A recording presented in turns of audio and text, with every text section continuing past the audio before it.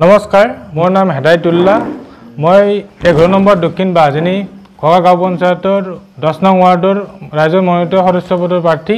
মোৰ প্ৰতিচ্ছবি আহিছে দমকল। আজিৰ সংবাদমেলখন দিয়াৰ উদ্দেশ্য এই যে যিহেতু এখন নতুন পঞ্চায়ত, গতিকে মই আমাৰ গাঁৱৰ পঞ্চায়তৰ জনসাধাৰণৰ উদ্দেশ্যে এই নৱগঠিত পঞ্চায়তখনৰ এটা চমু আভাস দিবলৈ চেষ্টা কৰিছোঁ।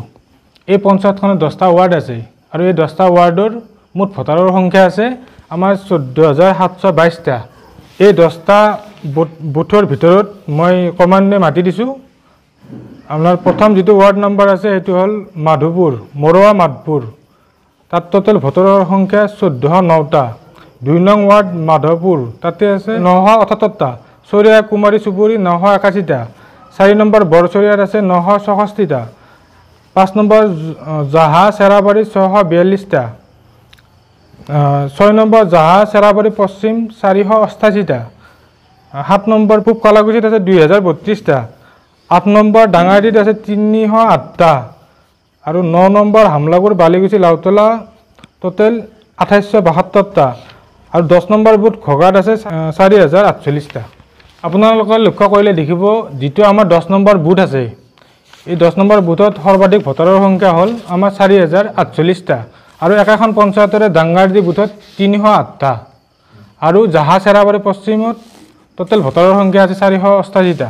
গতিকে মই বিচাৰ কৰি পালোঁ ঘোগাৰ ক্ষেত্ৰত এটা বহুত ডাঙৰ বৈষম্য হৈছে। আজি ঘোগা সমষ্টিৰ ভিতৰতে মূল্যহীন হৈ পৰিছে।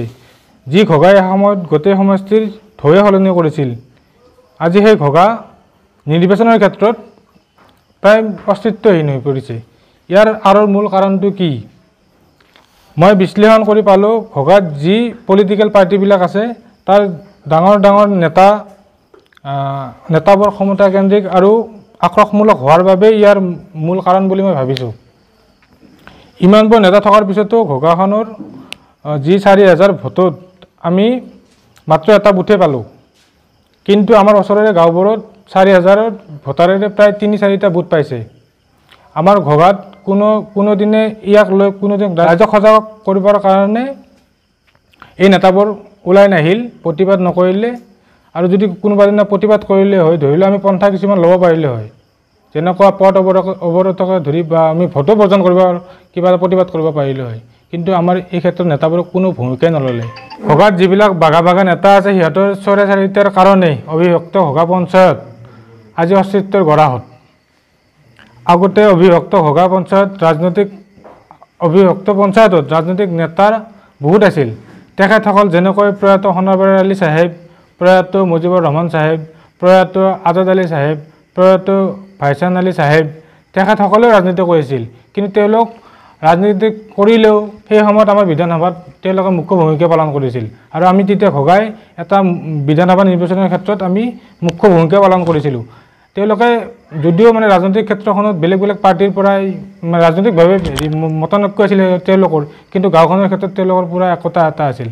গতিকে আজিৰ ক্ষেত্ৰত এই নেতাবোৰৰ ক্ষেত্ৰত মই আজি এই বস্তুটো দেখা নাই, যিটো একতা ৰাইজৰ। আজি সেই ঘোগা 4048টা ভোটাৰেৰে এটা মাত্ৰ ভোট, কিমান দুখ লগা কথা। ৰাইজে যদি পুনৰ ক্ষমতালোভী নেতাবোৰক পুনৰ নিৰ্বাচন কৰে, তেন্তে ঘোগাৰ অস্তিত্ব কি পৰ্যায় পাব সেইটো ঘোগাবাসী ৰাইজে এবাৰ চিন্তা কৰি চাব পাৰে। এই অবিভক্ত ঘোগা পঞ্চায়তে আগতে বিধানসভাৰ ৰাজনীতিত এটা মুখ্য ভূমিকা পালন কৰিছিল। আজি সেই অবিভক্ত ঘোগা পঞ্চায়ত গৈ মাত্ৰ এটা বুথত পৰিণত হ'ল, কিমান দুখ লগা কথা।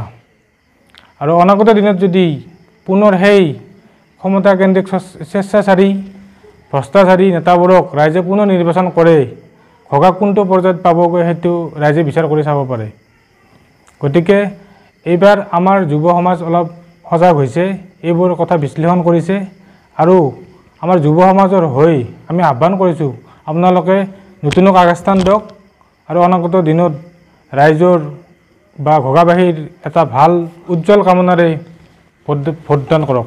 শেষত অসমৰ মাননীয় মুখ্যমন্ত্ৰী ডাঙৰীয়ালৈ আমাৰ ঘোগাবাসী ৰাইজৰ হৈ মই আহ্বান কৰিছোঁ যে আমাৰ যি 4000 ভোটাৰেৰে বুথটো আছে, অনাগত দিনত এই 4000 ভোটাৰক 3টা বা 4টা বুথত অতিৰিক্তভাৱে বিভক্ত কৰি আমাৰ ৰাইজক কিছু পৰিমাণে হ'লেও সকাহ